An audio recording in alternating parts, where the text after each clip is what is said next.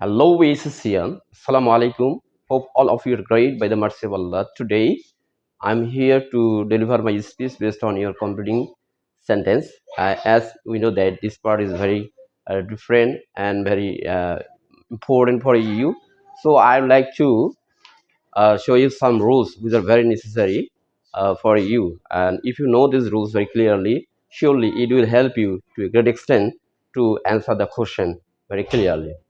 So তাহলে আমরা দেখি আজকে নির্দিষ্ট কিছু নিয়ম যা অবশ্যই তোমাদের অনেক উপকার করবে। তো আমাদের আজকের আলোচ্য বিষয় কমপ্লিটিং সেন্টেন্স। Completing sentence. তো এখানে আমরা যদি নির্দিষ্ট কিছু নিয়ম জানি তাহলে অবশ্যই আমরা আমাদের কমপ্লিটিং সেন্টেন্সের উত্তরগুলো দিতে সার্বিকভাবে আমরা সহযোগিতা পাবো। তো আমাদের প্রথমত যে নিয়মটা আসছে কন্ডিশনাল সেন্টেন্স। কন্ডিশনাল সেন্টেন্স সাধারণত কন্ডিশনাল সেন্টেন্সের উপস্থিতি অনেক বেশি লক্ষ্য করা যায়। কম বেশি প্রত্যেকটি বোর্ড কোশ্চেনে কন্ডিশনাল সেন্টেন্সের ব্যবহার পাওয়া যায়। তো আমাদের অবশ্যই এই নিয়মটি রপ্ত করতে হবে বা আমাদের অবশ্যই আয়ত্তে রাখতে হবে। যেমন এখানে আমরা সাধারণত 4 ধরনের কমপ্লিটিং সেন্টেন্সে সাধারণত 4 ধরনের শর্তবাচক বাক্যগুলো পেয়ে থাকি। যেমন জিরো কন্ডিশন। জিরো কন্ডিশনে আমাদের মাথায় রাখতে হবে যে প্রথম অংশটি যদি প্রেজেন্ট টেন্স হয়, ইফ যুক্ত অংশটি যদি প্রেজেন্ট টেন্স হয়, তাহলে পরের অংশটিও প্রেজেন্ট টেন্স হবে। Present tense plus present tense. এখানে আমাদের যে বিষয়টা মাথায় রাখতে হবে যে অবশ্যই সেটি রিয়েলিটিতে থাকতে হবে, বাস্তবতার মধ্যে থাকতে হবে। Example, if wind blows the trees move. So এখানে আমরা লক্ষ্য করলাম যে যদি বাতাস বয় তাহলে গাছ নড়ে বা গাছ নড়াচড়া করে। তো এখানে আমরা একটা বাস্তবতা পরিলক্ষিত করলাম। First condition. ফার্স্ট কন্ডিশনে আমাদের মাথায় রাখতে হবে ইফ যুক্ত অংশ যদি প্রেজেন্ট টেন্স হয়, প্রেজেন্ট টেন্স, তাহলে অবশ্যই পরের অংশটি হবে future indefinite tense. Future indefinite. Okay. তো এখানে আমরা ফার্স্ট কন্ডিশনের যে বিষয়টা লক্ষ্য করলাম যে প্রথম অংশ যদি প্রেজেন্ট টেন্স হয়, পরটি আমাদের ফিউচার ইনডিফিনিট টেন্স করতে হবে। For example, if they study hard, if they study hard, they will pass in the exam. They will pass in the exam. তো এখানে আমরা লক্ষ্য করলাম যে প্রথম অংশটি প্রেজেন্ট টেন্স করা আছে, পরটি ফিউচার ইনডিফিনিট টেন্স। আচ্ছা, এখন আসছে যে আমাদের সেকেন্ড কন্ডিশন। সেকেন্ড কন্ডিশনে আমাদের মাথায় রাখতে হবে যে ইফ যুক্ত অংশ যদি প্রেজেন্ট টেন্স হয়, ইফ যুক্ত অংশ যদি পাস্ট, এখানে সাধারণত পাস্ট ইনডিফিনিট হবে। Past indefinite. ইফ যুক্ত অংশটি হবে পাস্ট ইনডিফিনিট এবং পরের অংশ হবে subject plus would or could or might plus verb one or verbal present form. এখানে আমাদের অবশ্যই ভার্বের মূল ফর্ম প্রয়োগ করতে হবে, যেহেতু এগুলো মডাল ভার্ব। মডাল ভার্বের পর আমাদের ভার্বের মূল ফর্ম প্রয়োগ করতে হয়, প্লাস আদার্স। তো আমাদের এখানে উদাহরণ হিসেবে নিতে পারি, if I studied hard I would get a good job. Get a good job. Okay. So আমাদের মাথায় রাখতে হবে যে সেকেন্ড কন্ডিশন এবং থার্ড কন্ডিশন এই দুটি সাধারণত আনরিয়েল পাস্ট। এই দুটি হলো সাধারণত আনরিয়েল পাস্ট। তো প্রথমটা আমরা পেলাম পাস্ট ইনডিফিনিট টেন্স, পরটি সাবজেক্টের পরে আমরা বসালাম এখানে উড, অথবা এখানে বসতে পারে কুড অথবা might, plus verbal base form plus others. Okay. এখানে আমরা এখন থার্ড কন্ডিশনে দেখব। থার্ড কন্ডিশনে আমাদের প্রথম অংশটি হবে, থার্ড কন্ডিশনের প্রথম অংশটি হবে সাধারণত ইফ যুক্ত অংশটা থার্ড কন্ডিশন। থার্ড কন্ডিশনে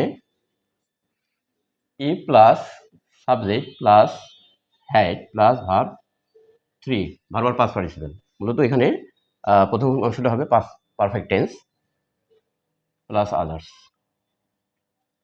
দ্বিতীয় অংশে আসবে সাবজেক্টের পরে would or could or might plus have plus verb 3 plus others.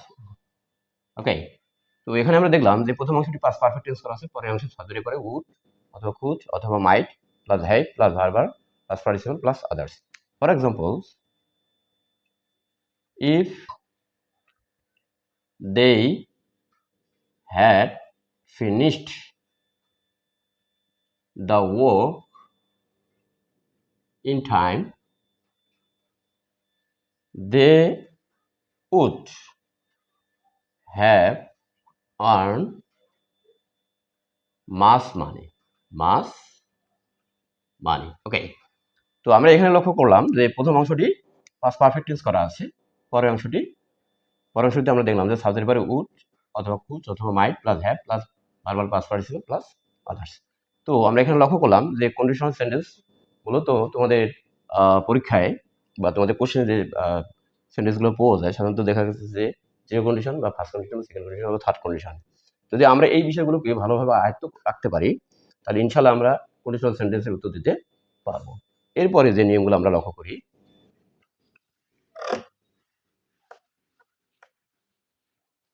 As if অথবা অ্যাজ ডু, এই নিয়মটি আমরা প্রায়শই পেয়ে থাকি কোশ্চেনের মধ্যে। আচ্ছা, যদি আমরা অ্যাজ ইফ অথবা অ্যাজ ডু পেয়ে থাকি তাহলে সেক্ষেত্রে আমাদের নিয়মটা কি? আমাদের মাথায় রাখতে হবে প্রথমটি হবে, যদি দেখি যে প্রথমটি প্রেজেন্ট টেন্স করা আছে, প্রথম অংশটি যদি প্রেজেন্ট টেন্স থাকে তাহলে পরের অংশটা আমাদের হবে পাস্ট ইনডিফিনিট। ওকে, তো এখানে লক্ষ্য করলাম যদি কনজাংশন হিসেবে বাক্যের মাঝখানে থাকে অ্যাজ ইফ অথবা অ্যাজ ডু, সেক্ষেত্রে আমাদের মাথায় রাখতে হবে যদি প্রথম অংশটি যদি প্রেজেন্ট টেন্স হয় তাহলে পরটি করবো আমরা পাস্ট ইনডিফিনিট। যদি পরের অংশটি দেওয়া থাকে, পূর্বের অংশটি দেওয়া না থাকে, তাহলে সেক্ষেত্রে আমরা দেখব যদি পরের অংশটি পাস্ট ইনডিফিনিট হয় তাহলে সেক্ষেত্রে আমাদের পূর্বের অংশটি প্রেজেন্ট ইনডিফিনিট করতে হবে। আচ্ছা, এখানে আরেকটি নিয়ম আসতেছে, সেটা হলো যদি প্রথম অংশটি যদি আমাদের পাস্ট ইনডিফিনিট হয় সেক্ষেত্রে পরের অংশটি আমাদের করতে হবে পাস্ট পারফেক্ট। তো এখানে আমরা লক্ষ্য করলাম যদি অ্যাজ ইফ অথবা অ্যাজ ডু থাকে সেক্ষেত্রে প্রথমটা যদি প্রেজেন্ট টেন্স হয় পরটি হবে পাস্ট ইনডিফিনিট, প্রথমটা যদি পাস্ট ইনডিফিনিট টেন্স হয় পরটি হবে পাস্ট পারফেক্ট। অবশ্যই এগুলো আমাদের মাথায় রাখার চেষ্টা করতে হবে। ওকে, তো আমরা এখানে উদাহরণ দেখি। হি স্পিক্স অ্যাজ ইফ, সে এমনভাবে কথা বলতেছে যেন। আচ্ছা, তাহলে এখানে আমরা কি করব? অবশ্যই আমাদের সাবজেক্ট নিতে হবে। হি আমরা দিলাম, আমরা এখানে প্রয়োগ করতে পারি নিউ এভরিথিং।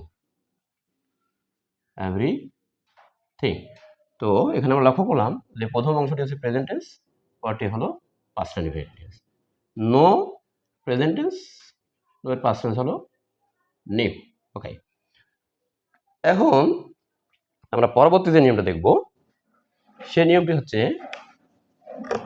লিস্ট, লিস্ট মানে পাশে না বা যাতে না বা পরে না এরকম না বোধক অর্থ প্রয়োগ করবে, লিস্ট।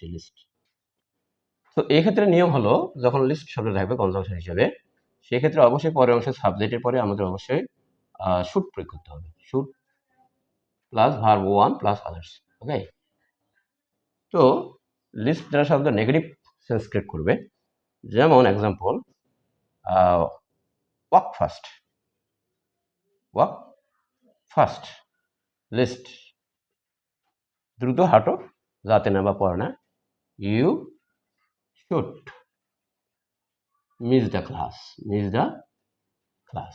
ওকে, তো আমরা এখানে লক্ষ্য করলাম যখন আমরা কনজাংশন হিসেবে লিস্ট পাবো সেক্ষেত্রে অবশ্যই আমাদের মাথায় রাখতে হবে লিস্টের পরে সাবজেক্টের পরে শুড প্রয়োগ করতে হবে বারবার বেস ফ্রম প্লাস, এবং এটা অবশ্যই নেগেটিভ সেন্স ক্রিয়েট করবে। এরপরে প্রায়শই যে নিয়মটা আমরা পেয়ে থাকি আমাদের কমপ্লিটিং সেন্টেন্সে সেটা হলো it is time, it is high time, it is high time অথবা উইশ অথবা ফেন্সি। তো আমরা যদি এই ধরনের আমরা সাধারণত যদি এইগুলো পেয়ে থাকি আমাদের কমপ্লিটিং সেন্টেন্সে সেক্ষেত্রে আমাদের পরবর্তী যে অংশটি আসবে সেক্ষেত্রে অবশ্যই সাবজেক্টের পরে ভার্বের টু প্রয়োগ করতে হবে এবং প্লাস আদার্স। তবে এক্ষেত্রে আমরা আরেকটি নিয়ম প্রয়োগ করতে পারি। এরপরে আমরা আবার এই নিয়মটা আমরা প্রয়োগ করতে পারি, অথবা এরপরে টু প্লাস ভার্বের ওয়ান প্লাস আদার্স প্রয়োগ করতে পারি। তো এখানে আমরা দুটি নিয়ম প্রয়োগ করতে পারি, subject plus verbal past form plus others, অথবা টু প্লাস ভার্বের base form plus others. Okay, তাহলে এখানে আমরা উদাহরণ লক্ষ্য করি। It is high time, high time you studied hard. Okay, so আমরা এখানে দেখলাম যে ইট ইজ হাই টাইম, এখানে আছে প্রেজেন্ট ফর্ম, তারপরে অংশটা আমরা বললাম পাস্ট ইনডিফিনিটিভ। ওকে, এছাড়া আমরা এখানে আরো বেশ কিছু নিয়ম এখানে লক্ষ্য করব কমপ্লিটিং সেন্টেন্সে, যা আমরা প্রায়শই পেয়ে থাকি। সেটা হচ্ছে যে যেমন subject plus verb plus to plus adjective অথবা adverb plus to plus verb one plus others. এই নিয়মটা আমরা প্রায়শই পেয়ে থাকি। তো এটি আমাদের সাধারণত সিম্পল সেন্টেন্স, এবং অনেক সময় দেখা গেছে যে আমরা এই নিয়মটা আমরা পেয়ে থাকি কমপ্লিটিং সেন্টেন্সে। তো এটা সাধারণত কমপ্লেক্স সেন্টেন্সের নিয়ম, এবং এটা হলো সিম্পল সেন্টেন্সের নিয়ম। এই দুইটা নিয়মে আমরা যে কোনো যেটা পাবো আমরা সেই অনুসারে প্রয়োগ করব ইনশাআল্লাহ। অ্যাডজেক্টিভ অথবা অ্যাডভার্ব। দ্যাট, এখানে আমাদের মাথায় রাখতে হচ্ছে যখন আমরা দ্যাট আমাদের থাকবে, সিম্পল সেন্টেন্সে সাধারণত একটাই ফাইনাইট ভার্ব থাকে, কিন্তু কমপ্লেক্স সেন্টেন্সে অবশ্যই একের অধিক ফাইনাইট ভার্ব থাকবে। সেই ক্ষেত্রে যখন দ্যাট থাকবে, এক্ষেত্রে অবশ্যই আমাদের একটু সাবজেক্ট প্রয়োগ করতে হবে। সাবজেক্টের পরে ক্যান অথবা কুড প্রয়োগ করতে হবে। এরপরে অবশ্যই আমাদের নট প্রয়োগ করতে হবে, এবং ভার্বের ওয়ান বা ভার্বের বেস ফর্ম প্লাস আদার্স প্রয়োগ করতে হবে। তো যদি টু থাকে তাহলে সেক্ষেত্রে আমরা এই নিয়মটা প্রয়োগ করবো, যদি সো থাকে তাহলে সেক্ষেত্রে আমরা এই নিয়মটা প্রয়োগ করব। তো আমরা এখানে দুটি উদাহরণ দেখি। হি ইজ টু ডাল to understand math, understand math. তো এখানে লক্ষ্য করলাম যে টু অ্যাডজেক্টিভ, টু প্লাস ভার্বের মূল ফর্ম। ওকে, তো এটি সিম্পল সেন্টেন্স। আচ্ছা, এই উদাহরণটা আমরা এখন লক্ষ্য করি। হি ইজ সো ডাল that he cannot understand math. ওকে, তো আমরা এই দুটো নিয়মকে অবশ্যই মাথায় রাখতে হবে আমাদের, যখন আমরা আমাদের কোশ্চেনে পাবো সেক্ষেত্রে এই নিয়ম অনুসরণ করে আমরা উত্তর দেব। ওকে, কমপ্লিটিং সেন্টেন্সকে কভার আপ করতে গেলে আরো কিছু নিয়ম জানতে হবে অবশ্যই। যেমন would you mind, would you mind.